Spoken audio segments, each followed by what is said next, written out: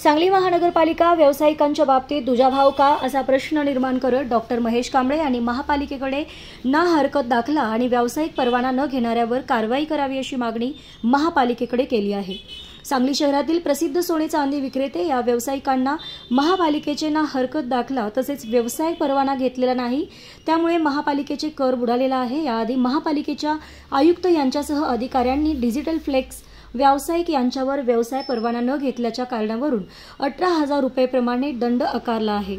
म्हणजे लहान व्यावसायिकांवर लगेच कारवाई केली जाते, मात्र मोठ्या व्यावसायिकांवर कारवाई का केली जात नाही असा सवाल डॉक्टर महेश कांबळे यांनी केला आहे। त्याचबरोबर सोने चांदी व्यावसायिकांनी गेली 7 ते 8 वर्षापासून त्या ठिकाणी व्यवसाय करीत आहेत, त्या दिवसापासून आज अखेर त्यांनी ना हरकत दाखला किंवा व्यवसाय परवाना घेतला नसल्या कारणाने महापालिकेचे कर बुडालेला आहे। तरी जोपर्यंत ना हरकत दाखला आणि व्यवसाय परवाना घेतला जात नाही तोपर्यंत तो व्यावसायिक दुकान सील करण्यात यावा, अन्यथा तीव्र आंदोलन करण्यात येईल असा इशारा सुद्धा यावेळी डॉक्टर कांबळे यांनी दिला आहे।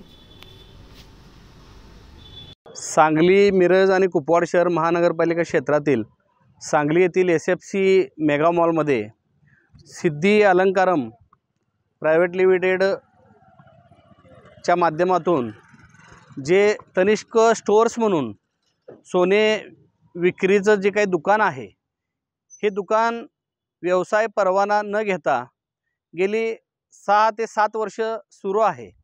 हे जी तक्रार माननीय आयुक्तांच्याकडे केली होती, तसेच या दुकानदारानं पेपरमध्ये जाहिरात दिली होती की व्यवसाय परवाना मिळण्यासाठी हरकती आहेत का।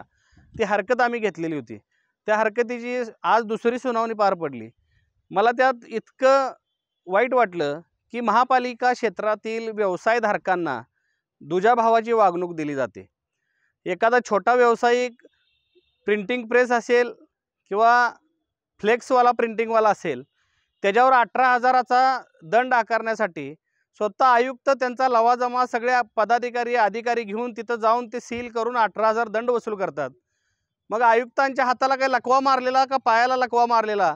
शुभम गुप्ता या तनिष्क ज्वेलर्सच्या तनिष्क स्टोअरच्या ठिकाणी जाऊन त्याला या 7-8 वर्षाचा दंड आकारून तात्काळ ते आस्थापना सील का करू शकत नाहीत?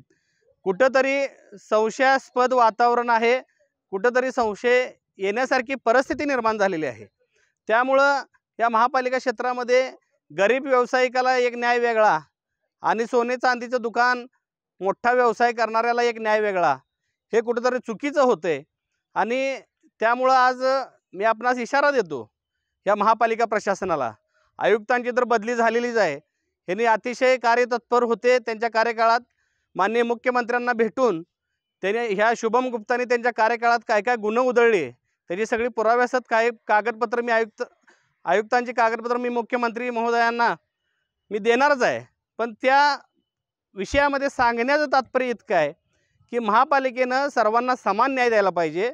आणि मी सध्याचे जे परवाना विभागचे जे अधिकारी असतील किंवा संबंधित कोण वरिष्ठ अधिकारी असतील, त्यांनी या तनिष्क स्टोअर्सवाल्याला जर वाचवण्याचा प्रयत्न केला तर निश्चित आम्हाला संविधानिक मार्गानं आंदोलनाचा मार्ग स्वीकारावा लागेल।